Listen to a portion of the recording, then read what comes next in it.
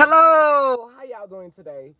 So this is your King Queen Mother Father Kaneen Mafa coming at you with another reason to make you think, basically. So last night I was on the phone with one of my cousins, and for all intensive purposes, she would be considered a. She was born with a womb. The label would be cisgender, but she's my cousin and I love her. I talked to a couple of my cousins last night. So shout out to my cousin Kitty because we talked for a while last night. And I also talked with my cousin Tisha last night. I love talking with my female siblings, cousins, whatever you want to call it. And we always be talking about spiritual stuff. Like we always like, cause we're trying to heal, like collectively. Really, really coming together, having these tough conversations. So I'm not gonna go into detail about everything that we talked about because everything is not really y'all business. But one of the things that I was inspired to ponder about and to think more deeply about was the possibility of what if during the times that Jesus existed, what if Jesus would have been female? Like, what if Jesus would have been female raising, or Jesus would have identified with the construct of womanhood, not even being female, because Jesus could have, been on some trans stuff. Like, hey, how you doing, baby?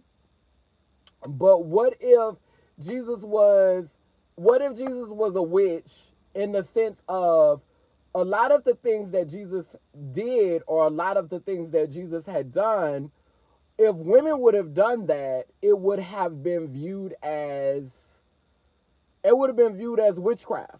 It would have been demonized.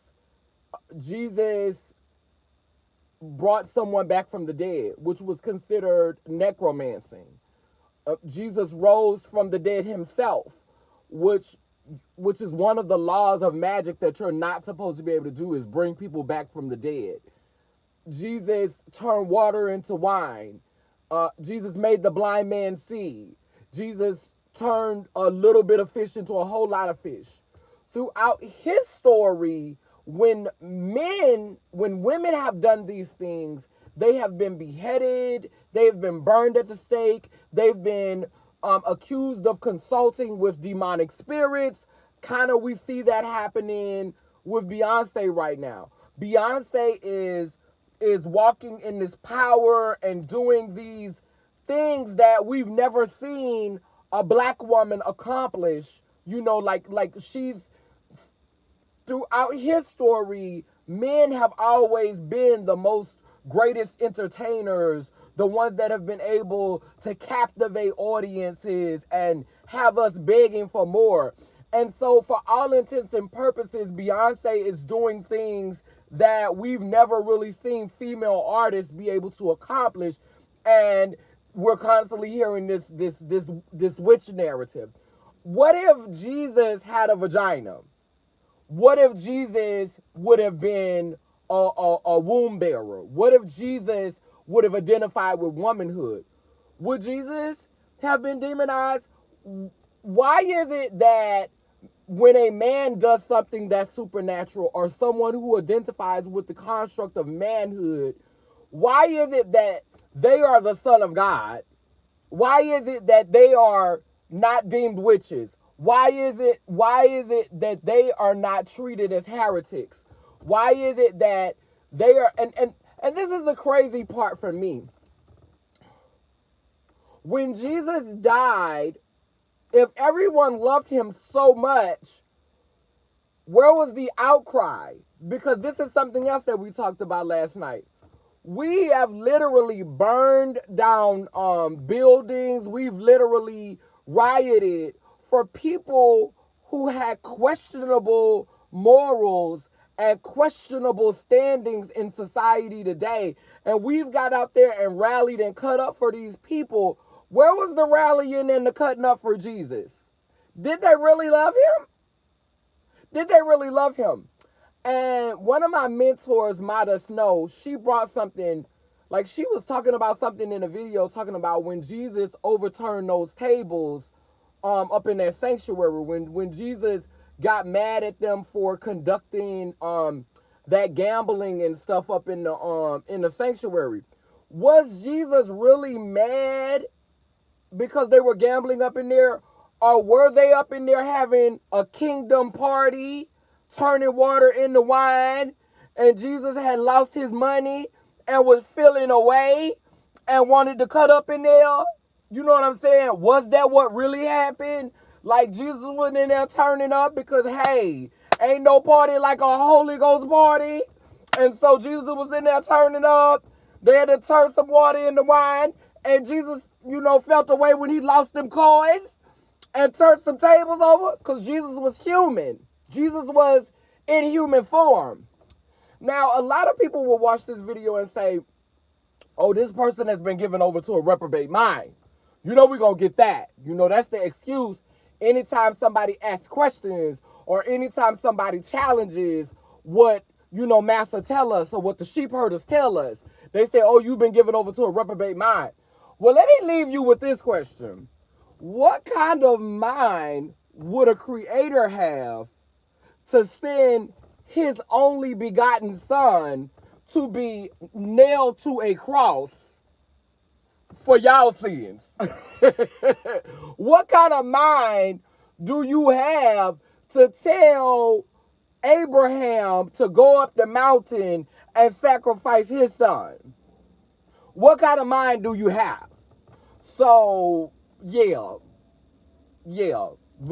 So miss me with the reprobate mind argument, because a lot of you all aren't willing to make the choices that the Creator is making. And that's why y'all worship him, because y'all would never do. Like America, which is a nation under God, continues to sacrifice your sons in war. You'll go off and you'll sacrifice your children to America for war. But when a single mother or a single father click out and kill their children and they say it's a sacrifice to God, y'all lock them up in prison and say they crazy. But in the Bible, when this man when they say this God sent his son to be sacrificed, y'all worshiped him for that. Y'all said, there is no greater love. There is no greater love. That's what y'all said when God did it. When God sacrificed his only son, y'all said, there is no greater love. Y'all said it was no greater love. But when somebody click out and kill all their children in the house and say they did it for Jesus, say they did it because the Bible told them so, y'all lock them up and throw away the key. Make it make sense. But anyway, the moral of this video and what this video is about is to make you think. What if the men like Elijah, who rose up to the heavens on a chariot of fire, Samson, who was able to defeat thousands of soldiers with a ham or with a bone, killed all of them, and when his hair was cut, that's when he lost his power. Moses, who was able to part the Red Sea with a staff. Like, all of these men were able to be used to do supernatural things. But when a woman did these same things, she was deemed a witch. I want you to make that make sense for me. I want you to consort your God, whoever it is that you pray to, your ancestors, and I want you to make it make sense. Please. I mean, I already know what the tea is, but ask yourself these questions. Ask your pastor this question. And make it make sense. Until next time, down the bottom, the keep spinning and turning. Iangani Iyanko Kalukalo, which means I am a child of God, goddess. And if I am, then you know you are.